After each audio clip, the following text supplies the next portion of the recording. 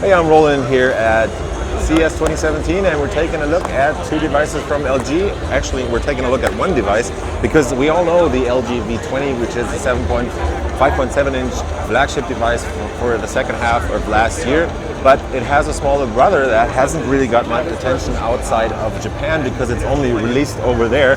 This is the LG V20 Pro. So that's a 5.2-inch variant of the V20, and it has all the good features plus a bit more from the V20 because this device is not only carrying the superior audio technology that you know from the V20, and it also has the camera setup from the V20 with its multiple cameras on the back right here for wide angle and normal use or zoom use actually, but it also has a waterproofed casing, so you won't be able to actually kill this device by dropping it into water.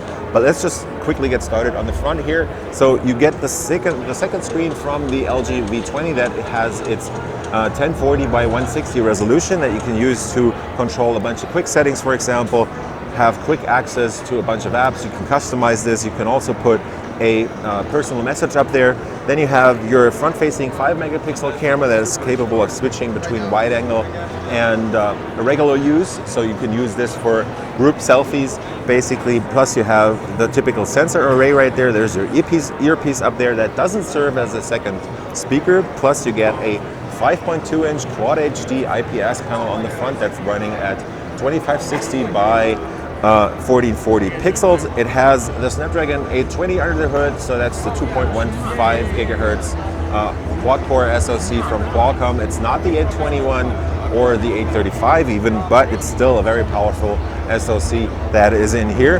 At the bottom, there is pretty much nothing down here. Might be to place some operator logos. There's not even an LG logo down here, but you get the capacitive touch buttons on the screen, so there's a touch bar down there. Let's move over to the side. You have the volume rockers right there. Those are very, very sturdy. There's no wobble in them. They're super well built actually. And going over to the back, you'll end up with that dual cam setup from the V20, which is one 16 megapixel sensor and an 8 megapixel sensor, plus a dual LED flash, plus laser autofocus, plus face detection autofocus, and there's all kinds of awesome functions that the camera has. Plus you get the fingerprint reader that also doubles as your power button because it's actually clickable. There's NFC up here. In this case, it's the payment solution from NTT, which is the exclusive operator for Japan besides AU, KDDI, who offer the same device as the Eastside Beat over there.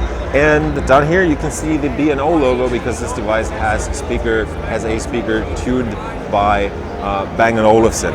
On the side here, you'll end up with this big tray which houses the SIM card and probably also your SD card slot. And as you can see from the design here, that is placed in that position. So it has a rubber in there that covers the slot right there, so there's no water coming in because this is actually IP67 certified, so you can stay underwater for 30 minutes, I believe, and not get any damage.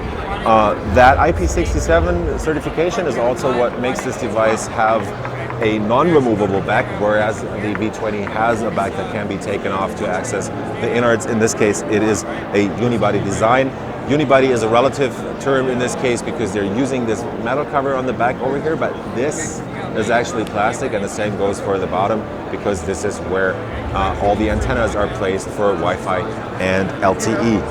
Going on down to the bottom, you'll have your single speaker. Again, this is B&O tuned. There should be two amplifiers in here. I can't really remember if that was the case on the V20. There's a USB Type-C port back here that quick charges with Qualcomm's Quick Charge 3.0. I think there's a 3000 milliamp hour battery in this V20 Pro, and you get one of the overall, I think, 4 mics that this device has, plus your 3.5mm headset jack.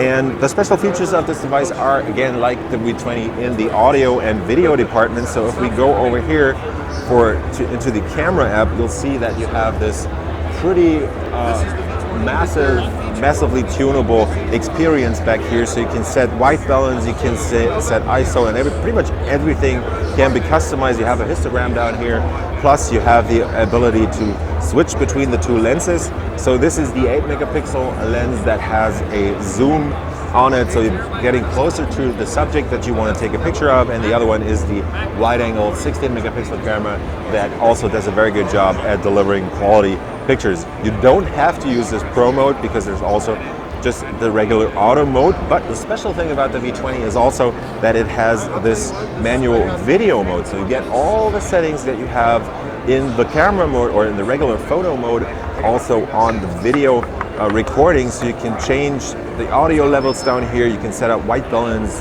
play with the ISO and everything else, and there's pretty much not any phone out there that does the same stuff. It's capable of 4K, it has optical image stabilization and all that awesome stuff, plus you can actually use this to do a kind of professional videos. So this is the LG V20 Pro here at CES 2017, but before I forget, I just want to quickly show you that this is running LG's custom UI as usual, which has gotten lighter, so it should be pretty snappy overall. Down here we have the evidence for Android 7.0, so this is also running Android 7.0, just like the V20, which was the first device to actually come to market with the new Android Nougat. So this is the V20 Pro here at CES 2017.